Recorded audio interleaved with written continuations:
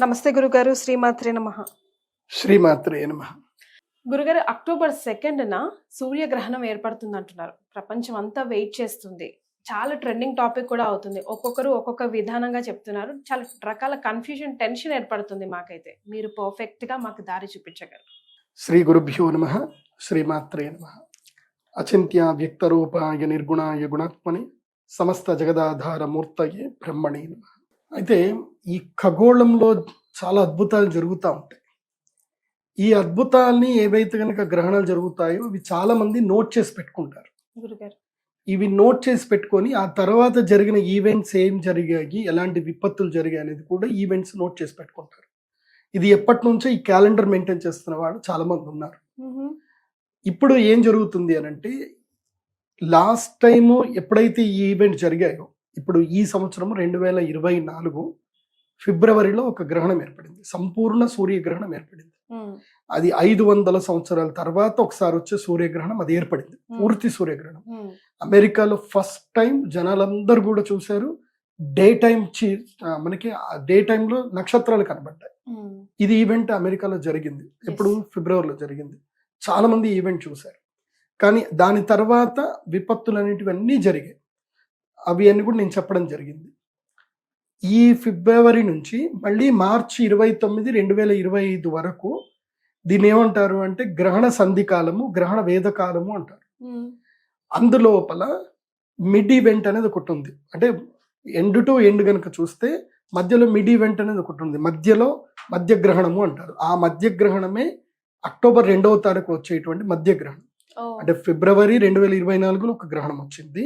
మళ్ళీ మార్చి 2025లో ఒక గ్రహణం వస్తుంది. మార్చి 28వ తారీఖు గ్రహణం వస్తుంది. మళ్ళీ సూర్యగ్రహణం షష్టగ్రహ కూటమిలో వస్తుంది. పంచగ్రహ కూటమిలేమో ఫిబ్రవరి 2024లో వచ్చింది. షష్టగ్రహ కూటమిలేమో మార్చి 2025 28వ తారీఖు వస్తుంది. అంటే పంచగ్రహ షష్టగ్రహ కూటమిలో ఈ జరిగేటువంటి గ్రహణ వేదకాలం ఏదైతే ఉంటుందో, ఈ ఆల్మోస్ట్ ఈ యొక్క 1 year డ్యూరేషన్ ఏదైతే ఉందో, ఈ డ్యూరేషన్ లో మిడ్ ఈవెంట్ అనేది ఒకటి ఉంది. ఆ మిడ్ ఈవెంటే ఇప్పుడు అక్టోబర్ 2వ తారీఖు వచ్చేటువంటి ఖగ్రాస, అంటే సంపూర్ణ ఖగ్రాస సూర్యగ్రహణము. దీన్ని రింగ్ ఆఫ్ ఫైర్ అని పిలుస్తారు. ఇది రింగ్ ఆఫ్ ఫైర్ అనేది అసలు రాదు.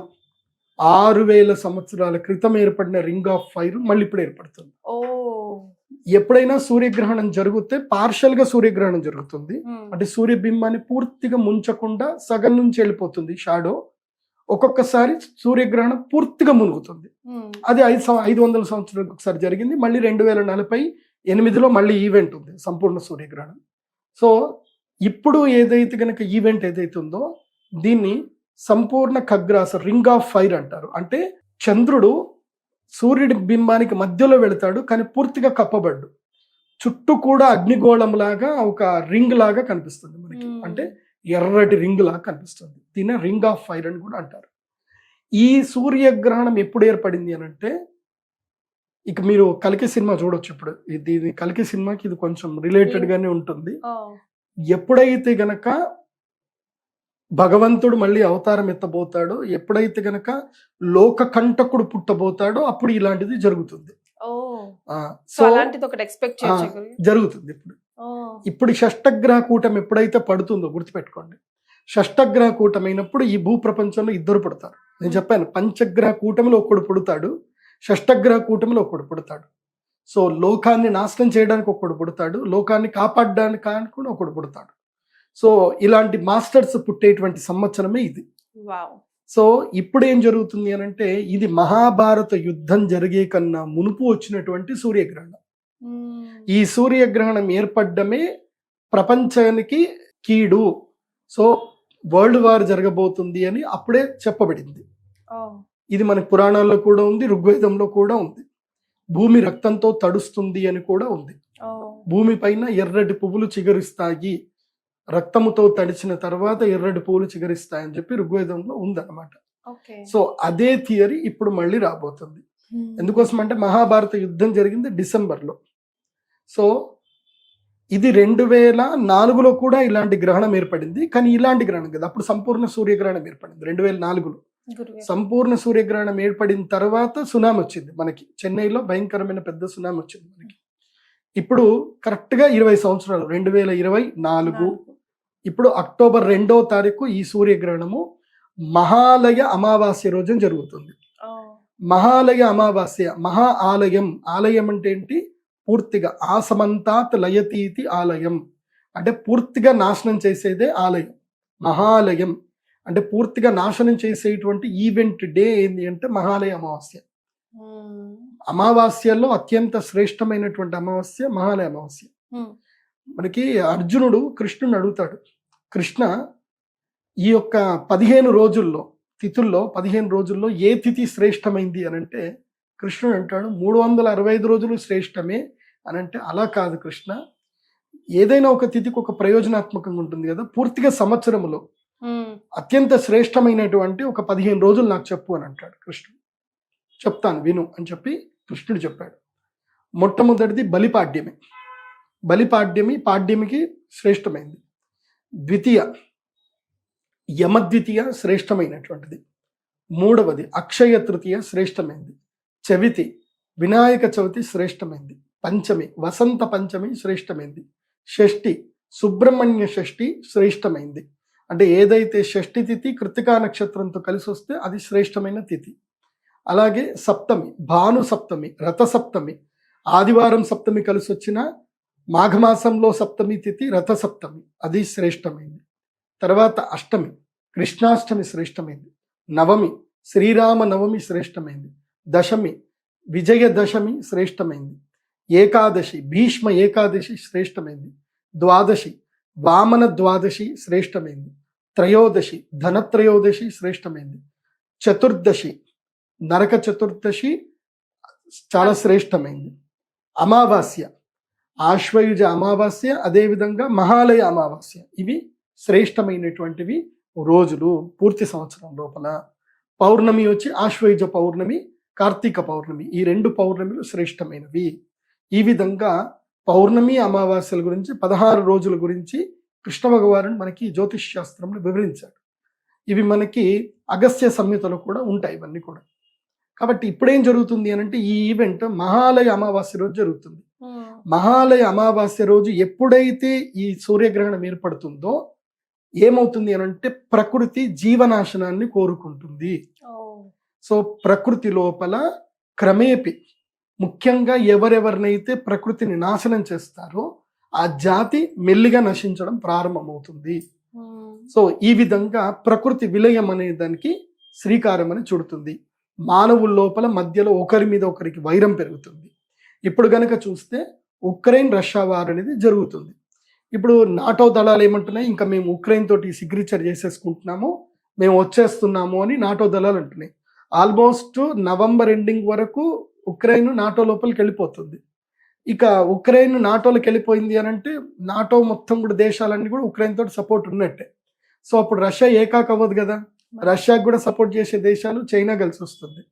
సో ఇంకా మన కిమ్ ఎట్లాగున్నాడు, ఆయన కూడా కలిసి వస్తాడు. సో ఇది వరల్డ్ వార్ 3కి ఇక్కడ శ్రీకారం చుట్టబోతున్నట్టు ఇక్కడ ఆల్రెడీ సంకేతాలు కనిపిస్తున్నాయి.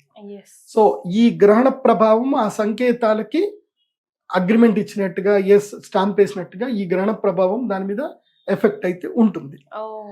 ఇది ఆల్రెడీ మనకి ఒక వెబ్సైట్ లో కూడా రాసి పెట్టారు. ఎప్పుడైతే ఈ యొక్క ప్రకృతి విపత్తులు పెద్ద పెద్ద ఫ్లూ లాంటి ఏవైతే జరిగాయో ఇలాంటి గ్రహణాలు జరిగిన తర్వాతనే ప్రకృతి విపత్తులు పెద్ద పెద్ద రోగాలన్నీ కూడా ఏర్పడ్డాయి. ఇప్పుడు మనం అదే కనుక చూస్తే మనకి 2019లో మనకి ఇది వచ్చింది. ఏది అప్పుడు కూడా షష్టగ్రహ కూటమి లోపల మనకి సూర్యగ్రహణం ఏర్పడింది డిసెంబర్ లోపల. నేను అప్పుడు కూడా స్టేట్మెంట్ ఇచ్చాను, ప్రకృతి విపత్తులు రాబోతున్నాయి, రోగభీతులు రాబోతున్నాయి, భయంకరమైన వైరస్లు వస్తాయని చెప్పాను. 2018లోనే నాగరాజ్తో ఇంటర్వ్యూ చేసినప్పుడు చెప్పాను. సో 2019 లోపల ఏం జరిగింది, కోవిడ్ వైరస్ వచ్చింది. 2020 చీకట్లకు నెట్టేసింది, 21 దారుణంగా పోయింది, 22, 23 కొంచెం తేరుకున్నాం, మళ్ళీ 24లో వరదలు విపత్తులు వస్తున్నాయి. సో ఇప్పుడు మన దేశానికి యుద్ధ భీతి ఉండే అవకాశం కూడా ఉంది. ఎందుకోసం అంటే మన దేశంలో తీవ్రవాదము అంతర్గతంగా పెరుగుతుంది. మన దేశానికి 2047, 2045 నుంచి 47 ఈ 2 సంవత్సరాలు గుర్తుపెట్టుకోండి. ముఖ్యంగా హిందువులు గుర్తుపెట్టుకోండి, 2045 నుంచి 2047 వరకు మీరు ఎంత డబ్బు సంపాదించుకోండి, ఎన్ని భూములు సంపాదించుకోండి, ఎన్ని ఆస్తులు సంపాదించుకోండి, మీరు వేరే వాళ్ళ కోసమే సంపాదిస్తున్నట్లు లెక్క. గుర్తుపెట్టుకోండి. ఒకప్పుడు 1947 పాకిస్తాన్ ఏర్పడకన్నా మునుపు పాకిస్తాన్లో ఉండే హైదరాబాద్లో సింధ్ ప్రాంతం లోపల 98% హిందువులు ఆస్తిపాస్తులు కలిగినటువంటి వాళ్ళు. ఇవాళ ఈ రోజటి గనక చూస్తే, అంటే 2024 సంవత్సరానికి చూస్తే, అక్కడ 1% మాత్రమే హిందువులు ఉన్నారు. వాళ్ళ దగ్గర 1% కూడా, అంటే 98%లో 1% కూడా వాళ్ళ దగ్గర ఎవరి దగ్గర స్థిరాస్తులు లేవు. వాళ్ళ ఆస్తులన్నీ పోయాయి. కాబట్టి హిందువులందరూ కూడా బాగా గుర్తుపెట్టుకోండి, 2045-47 ఇది మనకి విపత్తు కాలము. భారతీయులందరికీ, హిందువులే కాదు, భారతీయులందరికీ విపత్తు కాలం. ఈ భారతదేశము అంతర్గత తీవ్రవాదంతో ఆక్రమింపబడుతుంది. దానికి శ్రీకారం ఇక్కడ నుంచి, ఇప్పుడు 2024 నుంచి చూస్తే 2044 వరకు, అంటే ఎన్ని సంవత్సరాలు? 24 అంటే ఇంకా 20 సంవత్సరాలు. ఈ 20 సంవత్సరాల్లో చాప కింద నీరులాగా తీవ్రవాదం పాకుతుంది, విపరీతంగా పాకుతుంది. ఒకేసారి 2 సంవత్సరాలు భారతదేశంలో మూకుమ్మడి దాడులు పెరుగుతాయి. భారతదేశంలో సౌత్ ఇండియా అని గొడవలు చేస్తారు, మా ప్రాంతం గొప్ప అని చెప్పి గొడవలు చేస్తారు, ఏవో ఒకటి అల్లకల్లోలు జరుగుతాయి. మనం ఐకమత్యంగా లేకపోతే. మనం ఆస్తులు ఒకటి సంపాదించుకోవడం కాదు, సమైక్యతను కూడా సంపాదించుకోవాలి, జ్ఞానాన్ని కూడా సంపాదించుకోవాలి, ఐక్యంగా ఉండాలి. అది బాగా గుర్తుపెట్టుకోండి. ఎందుకోసం అంటే భవిష్యత్తుకు సూచనలే, భవిష్యత్తు విపత్తుకు సూచనలే ఈ గ్రహణాలు. ఇప్పుడు వచ్చేటువంటి రింగ్ ఆఫ్ ఫైర్ ఏం చెప్తుంది అని అంటే, ఆ చీకటి చంద్రుడు ఎవరైతే ఉన్నారో అది మనం అందరం. ఆ చుట్టూ అగ్ని ఏదైతే ఉందో మన చుట్టూ కమ్ముకునేటువంటి విపత్తు. సో రింగ్ ఆఫ్ ఫైర్ మనకు చూపిస్తుంది, అంటే మీ చుట్టూ అగ్ని కమ్ముకోబోతుంది, మీరు జాగ్రత్తగా ఉండండి అని చూపించడమే ఈ యొక్క రింగ్ ఆఫ్ ఫైర్ యొక్క ఉద్దేశం. మహాభారత యుద్ధం అప్పుడు ఇదే గ్రహణం ఏర్పడింది. సో ఇది హస్తా నక్షత్రంలో ఏర్పడబోతుంది కాబట్టి హస్తా నక్షత్ర జాతకులకు చాలా కష్టతరమైనటువంటిది. అదేవిధంగా బ్యాంకింగ్ సెక్టార్లో ఉండేటువంటి వాళ్లకు, ఫినాన్స్ సెక్టార్లో ఉండేటువంటి వాళ్లకు ఇది నష్టం కలిగిస్తుంది. అంటే బ్యాంకులు దివాలా తీస్తాయి, దేశాలు దివాలా తీస్తాయి, దానితోటి బ్యాంకులు దివాలా తీస్తాయి. ఇది గుర్తుపెట్టుకోండి. దీనివల్ల రుణగ్రస్తులకు, ఎవరైతే రుణం చేసినట్టు, ఇప్పుడు బ్యాంకు ఒకడు అప్పు తీర్చలేదు, ఆ అప్పు బ్యాంక్ ఏం చేస్తుంది? వేరే వాళ్ళ దగ్గర నుంచే లాగుతుంది. బ్యాంక్ వాడి చేతిలో కొంచెం పెట్టాడు కదా. కాబట్టి ఎవరైతే రుణాలు తీసుకున్నారో వడ్డీ రేట్లు పెరిగిపోతాయి దారుణంగా. ఇది మనకి జరగబోయేటువంటి సామూహికంగా ఎకనామికల్ గా మనకి ఇబ్బందులు జరగబోతున్నాయి. ఈ ఎకనామిక్ ప్రాబ్లం తోటి బీజేపీ గవర్నమెంట్ కూడా చాలా ఎఫెక్ట్ వస్తుంది. నిర్మలా సీతారామన్ ఎందుకోసం అంటే, మన భారతదేశం యొక్క పరిస్థితి ఏంటంటే, మన ట్యాక్స్ కట్టే వాళ్ళు కేవలం 1.5% మాత్రమే మన భారతదేశంలో ట్యాక్స్ కడతారు. అంటే 140 కోట్ల మంది భారతదేశంలో ఒక 14 లక్షల మంది మాత్రమే ట్యాక్స్ కడతారు. మిగతా వాళ్ళు ఎవరు ట్యాక్స్ కట్టరు. అంటే జిఎస్టీలకి ఏస్టీలకి ఎంత పోయినా 5% మాత్రమే ట్యాక్స్ వస్తుంది. కానీ వీళ్ళందరూ కూడా మా దేశానికి విపత్తు వచ్చింది, మీ గవర్నమెంట్ బాగలేదు అని గవర్నమెంట్ మీద నింద వేస్తారు. సో దీని తర్వాత నెక్స్ట్ మార్చి 28 వరకు గవర్నమెంట్ మీద దీని ప్రభావం ఉంటుంది. గవర్నమెంట్ మారే అవకాశాలు దాకా కూడా కనిపిస్తాయి. అయినా సరే గవర్నమెంట్ సమర్థంగా ఎదుర్కోవాలి. అదొకటి. మరి ఏ రాశుల వారికి ఎలాంటి ఫలితాలు ఇవ్వబోతుంది గురుగారు ఈ గ్రహణం? సో ఈ గ్రహణము మన భారతదేశంలో అయితే కనబడదు కాబట్టి మనకి గ్రహణ నియమాలు అయితే వర్తించవు. ఓకే. సో ఈ సూర్యగ్రహణం కూడా భారతదేశంలో కనపడదు, గ్రహణ నియమాలు వర్తించవు, ఆలయాలు మూసివేత అట్లాంటివి ఏమీ ఉండవు. అలాగే ఇల్లు కడుక్కోవడాలు, సూతకము, దర్బలు వేసుకోవడాలు అలాంటివి ఏమీ ఉండవు. కాకపోతే గర్భిణీ స్త్రీలు మాత్రం బయటకు వెళ్ళకూడదు, ఇంట్లోనే ఉండి రెస్ట్ తీసుకోవాలి. సింపుల్. సో రాశి ప్రభావం అయితే ఉంటుంది సాధారణంగా. సో ఈ గ్రహణం, సూర్యగ్రహణం ఏదైతే వస్తుందో యాదృచ్ఛికంగా నేను రెడ్ బుక్ లోనే రాశాను. ఇది రెడ్ బుక్ అంటే అర్థం చేసుకోండి. ఇంకా సూర్యగ్రహణము, ఈ సూర్యగ్రహణము అక్టోబర్ 2వ తారీఖు 2024 మహాలయ అమావాస్య రోజున భారతదేశ కాలమాన ప్రకారము రాత్రి, అంటే అక్టోబర్ 2వ తారీఖు రోజున రాత్రి 9:13 నుంచి ప్రారంభం చేసి అక్టోబర్ 3వ తారీఖు తెల్లవారుజామున 3:17 వరకు ఈ యొక్క గ్రహణం ఉంటుంది. అంటే రాత్రి అంతా గ్రహణ కాలం. అంటే మన ఇండియా కాలమాన ప్రకారం భారతదేశ కాలం కానీ రాత్రి అంతా, అంటే మనకి రాత్రి అంతా అంటే మనకి సూర్యుడు కనబడ్డు కదా. సో ఎవరికైతే సూర్యుడు అక్కడ గోచరిస్తాడో అమెరికా లాంటి దేశాల్లో వాళ్ళకి మాత్రం ఈ గ్రహణ ప్రభావం ఉంటుంది. నియమాలు అన్ని పాటించాలి. నియమాలు అంతా అమెరికాలో ఉండే మన ఇండియన్స్ హిందువులు ఎవరైతే ఉన్నారో వాళ్ళందరూ పాటించాలి. మీ గోత్రనామాలు పంపిస్తే మీ గోత్రనామాలపైన మేము పూజలు చేపిస్తాము. pradeepjoshi.com వెబ్సైట్లో మీరు మీ గోత్రనామాలు ఎంటర్ చేసుకోవచ్చు. మీ ఎట్లాగో మేము ఆ రోజు యాగం చేస్తాం కాబట్టి ఏ ఏ రాశుల వారికి బాగాలేదు వారందరూ కూడా యాగం చేయించుకుంటే మంచిది. నేను ముఖ్యంగా చెప్పేది ఏంటంటే గ్రహణ సమయంలో మన జీవితంలో గ్రహణం సమయం అనేది పర్వకాలం. మన జీవితంలో ఇంకా మనం బాగుపడము, మనకి ఏం జరగదు అని ఎవరైతే అనుకుంటారో అలాంటి వాళ్ళ గ్రహణ సమయం వరం ఇస్తుంది. సో జీవితంలో అరిష్టాలన్నీ తొలగిపోవాలంటే గ్రహణ సమయమే అదృష్టమైన సమయం. ఆ సమయంలో మనము దేవతలకి యక్షిణీ దేవతలు గనక శక్తిని ఇవ్వగలిగితే ఆ గ్రహణ సమయం అయిపోయిన తర్వాత ఆ దేవతలు మనకి శక్తిని ఇస్తారు. తర్వాత ఆ ఒక్క గంట కాలము equal to the 1 year time. 1 year అనుకోవచ్చు, 10 year అనుకోవచ్చు. చాలా పర్వకాలం అంటారు. సో ఈ గ్రహణము ఎవరెవరికి బ్యాడ్ కీడు అని అంటే ముఖ్యంగా ఈ గ్రహణము హస్తా నక్షత్రం యొక్క 1, 2వ పాదంలో జరగబోతుంది. హస్తా నక్షత్రం వారికి గ్రహణము మంచిది కాదు. అనారోగ్య సమస్యలు వస్తాయి, విపత్తులు వస్తాయి, అనవసరమైన అపఘాతాలు, విఘాతాలు, అదేవిధంగా అపకీర్తి, మీ మీద చాడీలు చెప్పడము, మీ మీద ఎవరైనా అనవసరంగా అభాండాలు వేయడము, అనుమానాలు, అవమానాలు ఎక్కువగా జరగడం, ఇవన్నీ జరుగుతాయి. ఆస్తి నష్టం జరుగుతుంది, వ్యాపార నష్టం జరుగుతుంది. చాలా కామ్గా ఉండండి. అక్టోబర్ 18వ తారీఖు వరకు మీకు బాగుండదు. అక్టోబర్ 2 నుంచి అక్టోబర్ 18వ తారీఖు వరకు టైం బాగుండదు. మళ్ళీ మీరు ఆశ్వయుజ పౌర్ణమి రోజు పూర్ణ చంద్రుని చూసి దర్శనం చేసుకునేంత వరకు మీకు ఈ గ్రహణ దోషం ఉంటుంది. ముఖ్యంగా కన్యారాశి, మీనరాశి వారికి ఇది వర్తిస్తుంది ముఖ్యంగా. ఇక ఎవరెవరికి ఏ రాశుల వారికి బాగాలేదు అంటే 4 రాశుల వారికి కన్యారాశి, సింహరాశి, మీనరాశి, మేషరాశి, ఈ 4 రాశుల వారికి ఈ గ్రహణము బాగా లేదు.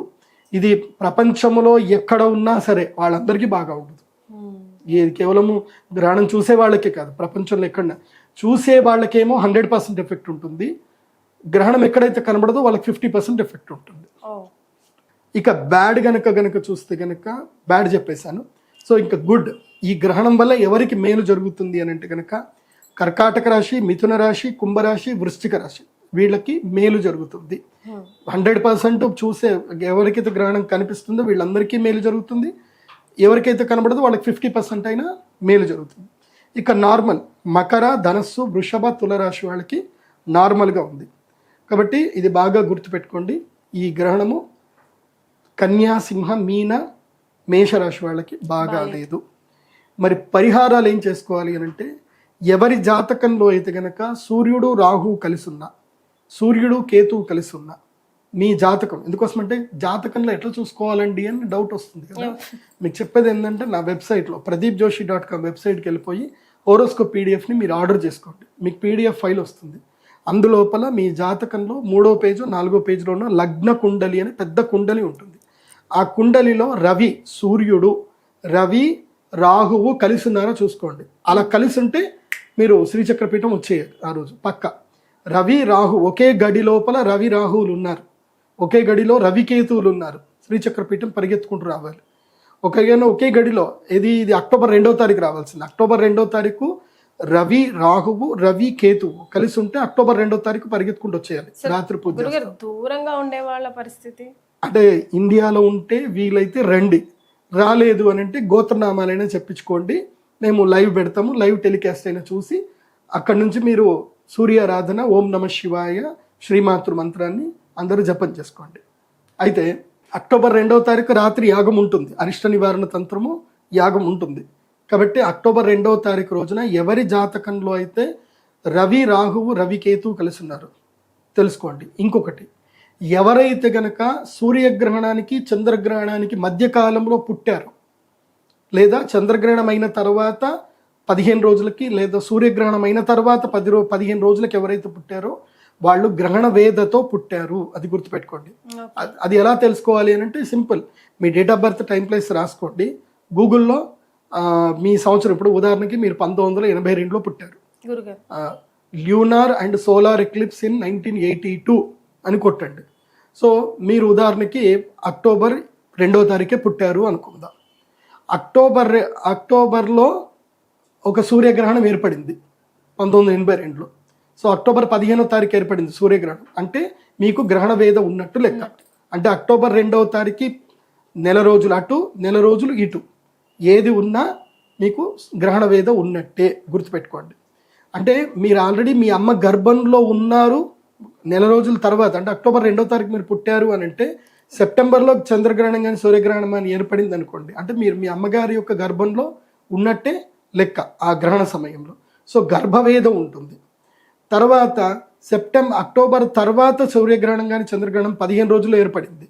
అంటే మీరు పుట్టిన తర్వాత సూర్యగ్రహణం చంద్రగ్రహణం ఏర్పడినా మీ అమ్మ పాలు తాగారు కాబట్టి ఆ గ్రహణ వేద కూడా మీకు వర్తిస్తుంది 15 రోజుల పాటు. కాబట్టి 30 రోజులు అటు 30 రోజులు ఇటు జన్మకి గ్రహణ వేద తప్పకుండా ఉంటుంది. సో గ్రహణ వేద ఉన్నటువంటి వారు తప్పకుండా వచ్చి పూజ చేసుకోవాలి. గ్రహణ వేద లక్షణాలు ఏమిటి అని అంటే, ఒకటి జ్ఞాపక శక్తి సరిగ్గా ఉండకపోవడం, రెండవది ఏ పని చేస్తున్నా విఘ్నాలు రావడం, జీవితాంతము రుణగ్రస్తులై ఉండడం, జీవితంలో ఎప్పటికప్పుడు శత్రువులు కొత్తగా పుడుతూ ఉండడం, సుఖము లేకపోవడం, సంతోషం లేకపోవడం, ఎంత సంపాదించినా ఆ సంపాదన మిగలకపోవడం, ఇవన్నీ కూడా అరిష్ట సంకేతాలు. అలాంటి అరిష్ట సంకేతాలు మీకుంటే ఈ గ్రహణ వేదంలో వచ్చి పూజ చేసుకోండి. ఒకవేళ చెక్ చేసుకోవడానికి రాకపోయినా ఈ సిమ్టమ్స్ బట్టేనే చేసుకోవచ్చు. ముఖ్యంగా ఆర్థోపెడిక్ ఇష్యూస్ ఉంటాయి, గ్రహణ ముర్రి ఉంటుంది, కంటికి సంబంధించిన సమస్యలు ఉంటాయి, స్కిన్ ఎలర్జీస్ ఉంటాయి, తర్వాత వీటిని ఏమంటారు, ఇది ఆర్థోపెడిక్ సంబంధించిన ఇష్యూస్ ఉంటాయి, వీటిని ఏమంటారు అంటే ఆర్థరైటిస్ కైండ్ ఆఫ్ ఇష్యూస్ కూడా కొంతమందికి ఉంటాయి. ముఖ్యంగా శరీరంలో కాల్షియం సప్లై సరిగ్గా లేకపోతేనే స్కిన్ ఎలర్జీస్ వస్తాయి. సో వాళ్ళకి కూడా ఈ గ్రహణ వేదకు సంబంధించిన పరిష్కారాలు చేసుకోవాల్సింది ఉంటుంది. వాళ్ళకి మేము మెడిసిన్స్ కూడా, ఆయుర్వేద మెడిసిన్స్ కూడా సజెస్ట్ చేస్తాము. వాళ్ళకు ఒక ప్రత్యేకమైన శివలింగం కూడా ఇవ్వబడుతుంది. సో ఆ ప్రత్యేకమైన శివలింగాన్ని పూజ చేసుకోవడం వల్ల వాళ్ళకి క్రమేపీ ఆ విపత్తు అనేది తగ్గుతుంది. సో ఇది గ్రహణానికి సంబంధించిన ఏ రాశిలో వాళ్ళకి బాగా లేదు అనేటువంటి వివరణ. గురుగారు ఓవరాల్ గా ఏమైనా రెమెడీ చెప్పగలరా? సింపుల్ చెప్పాలి అని అంటే సింపుల్ రెమెడీ, ఇంట్లో కూర్చోవడము, తూర్పుకి అభిముఖం చేసి కూర్చోవడము, శ్రీమాతృ మంత్రం చదువుకోవడము, లలితా సహస్రనామము లేదా విష్ణు సహస్రనామం చదువుకోవడము, లేదా ఓం నమ శివాయ, ఓం నమో నారాయణాయ మంత్రం. గర్భిణీ స్త్రీలు, గర్భము దాల్చబోయే స్త్రీలు ఓంకారంతో కూడుకున్న మంత్రము గ్రహణ సమయంలో చదవకూడదు. మామూలుగా మెనోపాజ్ అయినటువంటి వాళ్ళు అందరూ కూడా కామన్గా చదువుకోవచ్చు. గర్భిణీ స్త్రీలు మాత్రం బయటకి రాకూడదు, రాత్రి అసలు బయటకు రాకూడదు, ఇంట్లోనే పడుకోవాలి. ఆహార నియమాలు అయితే ఏమీ లేవు, నాన్ వెజ్ తినకూడదు, మిగతా ఏదైనా తినచ్చు. ఎస్ గురుగారు, ఏ జన్మలో ఏదో అదృష్టం చేసుకున్న వాళ్ళు మాత్రమే ఈ వీడియో చూడగలరు అనిపిస్తుంది. బికాజ్ చాలా చాలా ఇంపార్టెంట్ విషయాలు ఈ వీడియో ద్వారా మీరు తెలియజేశారు. ధన్యవాదాలు. శ్రీమాత్రే. శ్రీమాత్రే.